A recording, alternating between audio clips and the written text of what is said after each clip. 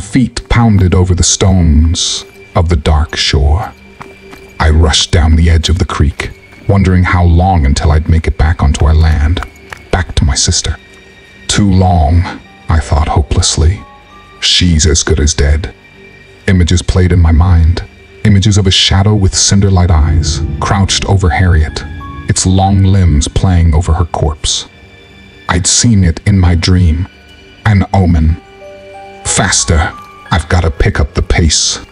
I doubled my efforts, my lungs scorching like a furnace. The dogman ran casually at my side, his powerful legs kicking back stones as his teeth snapped near my ear. About time for another letter, don't you think? That one's almost out. What? I glanced down. The letter was still fresh. My world span. I tumbled, slipping on a whetstone. Stupid. I rolled in a shower of pebbles and came to a groaning stop, hating myself for being so gullible. I blinked, unable to see anything. The light. What happened to my light? My hands shot out. I searched desperately for my lantern, but the dark was suffocating. I couldn't see my fingers in front of my face. Looking for this, said the dogman. I turned toward its voice. Please. Here you go. Something whistled through the air. I reached for it, fumbled it, and it crashed to the ground next to me. No, I gasped. I spread my hands across the stone shore, feeling for the lantern, and broken glass met my fingertips. Uh-oh, said the dogman, but its voice had lost its teasing playfulness. It sounded hungry, vicious. Looks like you've lost your safe passage. I grabbed the lantern. Broken or not, I could still use it, so long as I protected the flame from the wind. I dug into my bag frantically, fishing out a letter, but before I could light it, a rough paw gripped my throat. I wheezed. It lifted me into the air, coughing and sputtering. My legs kicked out. They spasmed under me as I tried to beg for my life. Told you I'd have you between my teeth, the dogman snarled. It snapped his jaws near my ear. Question is, which end do I start with? Maybe the feet. Sometimes, I like to listen to the screams for a bit. My mind reeled. I punched, clawed at the creature, but it was too big, too powerful. Please, I gagged. Don't beg, the monster said. Desperation tastes pathetic. I fell to the stones, gasping for air. The dogman had dropped me. Why? A yelp sounded in the dark. My heart pounded. Letters. I needed to burn another letter. I reached for my bag. Another yelp. Was the dogman in pain? Being attacked? I couldn't worry about that. Right now, all that mattered was securing safe passage. I brought my lighter to the edge of a letter, and the paper curled, hissing and crackling with the sound of salvation. Good. I breathed a sigh of relief, placing it into the lantern housing and pinching it beneath a stone. That should buy me a few minutes. A new sound from my right. Slick, wet. It was like flesh being torn into, carved up, and it was followed by a low canine whimper. I swallowed. The dogman wasn't a particularly powerful entity. It was considered a nameless haunt, a wandering phantom of the wood that did the bidding of other, more terrifying creatures.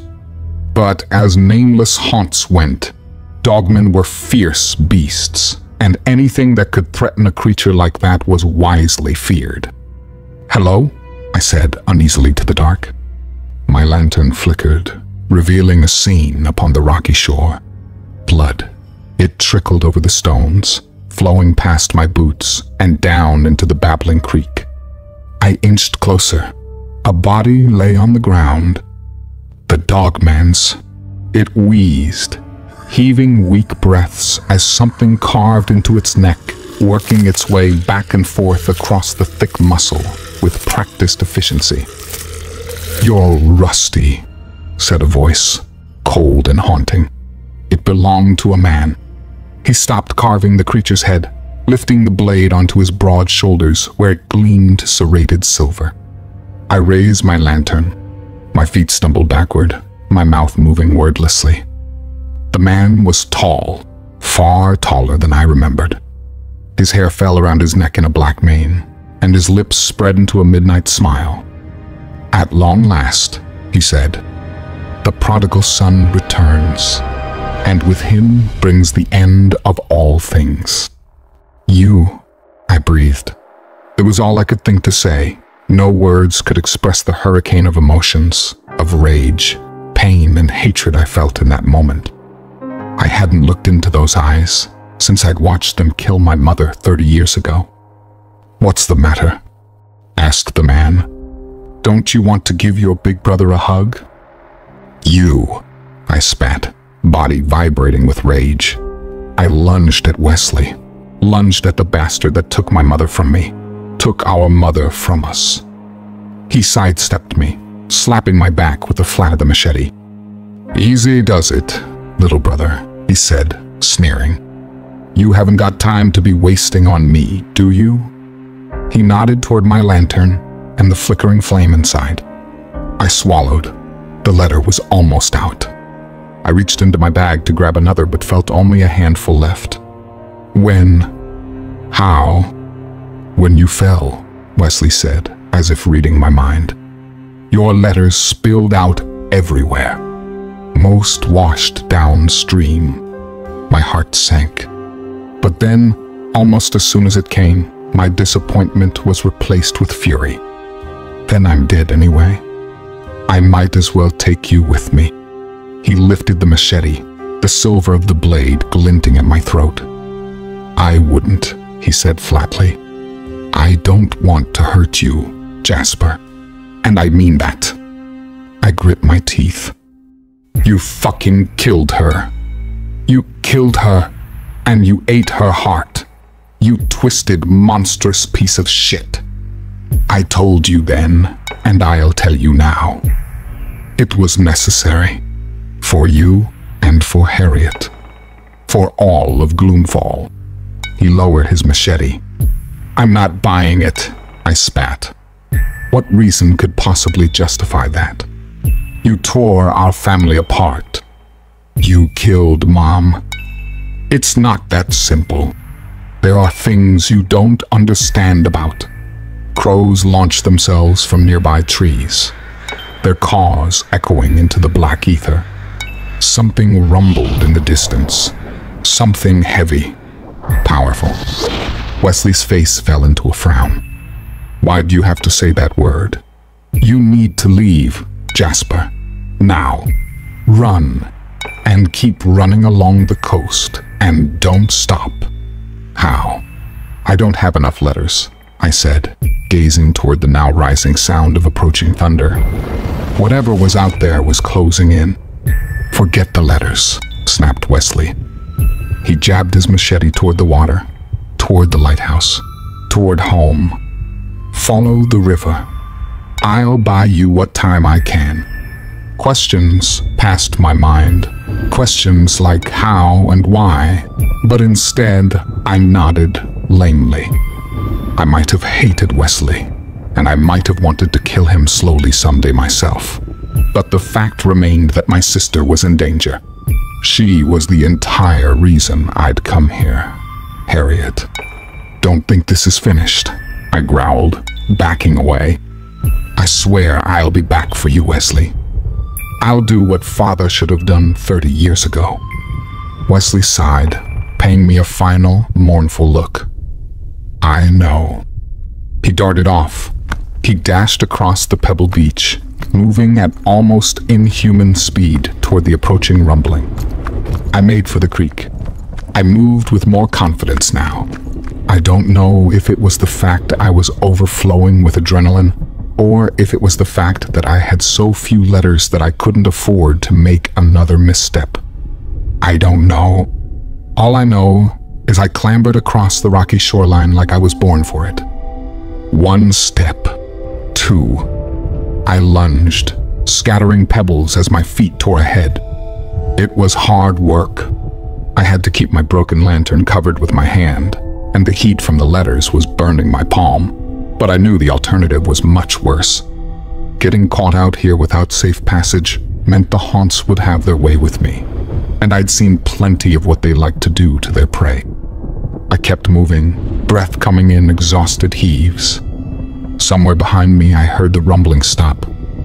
I listened as the coming thunderclap evaporated, then ignited into an eruption. A roar met my ears, something deafening, enough to rattle the bones beneath my skin, and I wondered in silent awe if Wesley was really confronting that thing. Why, though?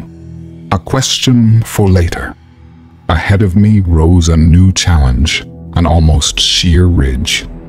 I set my jaw.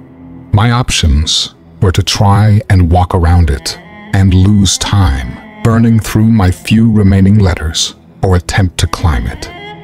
Doing that with the lantern in hand would be a difficult task.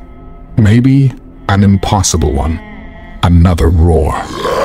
The creek rippled, the water shuddering from the force of whatever strange beast approached in the distance. Damn it! I didn't have the luxury of considering my options. I had to make a choice. The wall. It was the fastest way, assuming I could manage it. I lit a fresh letter, then put the handle of my lantern in my teeth and got to climbing. It wasn't a particularly tall ridge, but it was steep.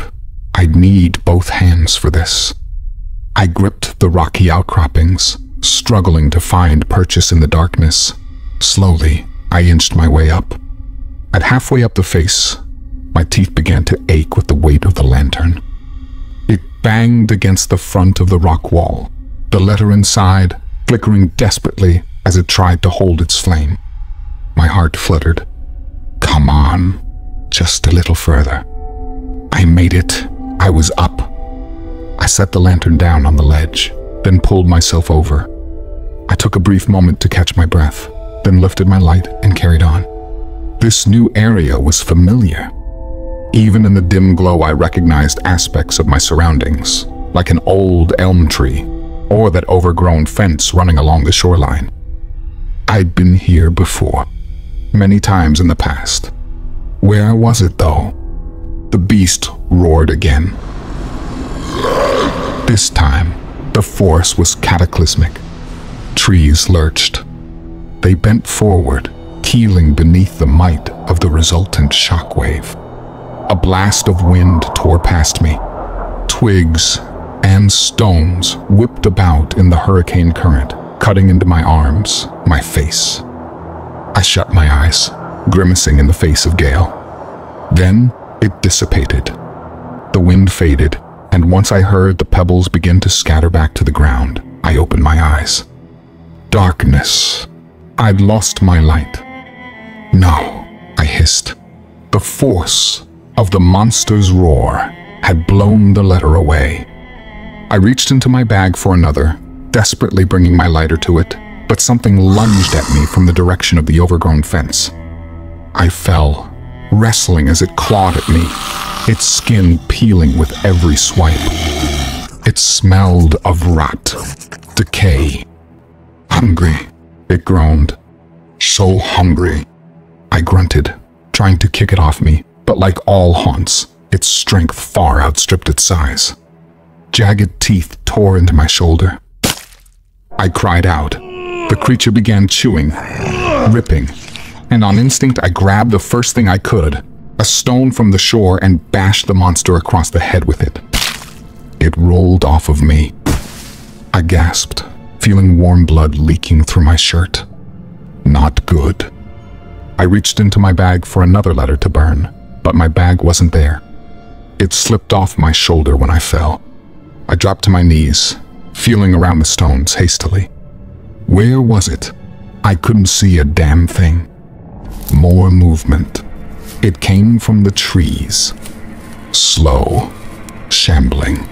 From it came voices, a legion of them, rasping, hungry. Judging from the necrotic ache in my shoulder, I could guess these things were probably cold risen. A sort of resurrected dead. In this number, that meant I had to be close to the graveyard, and that meant I had to be close to home. I bolted. I abandoned the lantern, abandoned the bag of letters, and navigated using the sound of the creek alone. Trees shifted in the phantom wood beside me. Branches snapped. More haunts would be recognizing a traveler without safe passage. They'd be closing in, and they'd be doing it much faster than the cold risen could. Damn. Screeching, howling, groaning, cackling, all of it met my ears, a cornucopia of nightmares converging on me in the dark. Footsteps, pause, an army of haunts pounded behind me, closing in. Faster. My lungs burned. My heart felt like it'd explode from the effort, but I knew I couldn't let up even a second. I was probably already dead as it was. At least I'll make you work for it, I grunted. I rounded a bend, and then I saw it up ahead in the distance. A sweeping, ethereal glow. Gloomfall Lighthouse. Harriet, I shouted, tearing up the bank. Harriet, give me a hand, would you? I didn't even know if she was still alive. The cottage lights were dark. The land seemed silent, almost forgotten. I kept running, even as I heard the hiss and whispering of a dozen creatures gaining on me. Almost there, something sharp caught my shoulder. A claw. I fell, rolling violently into the creek with a frigid splash. The next moment, I got a whiff of rancid breath. Rough skin.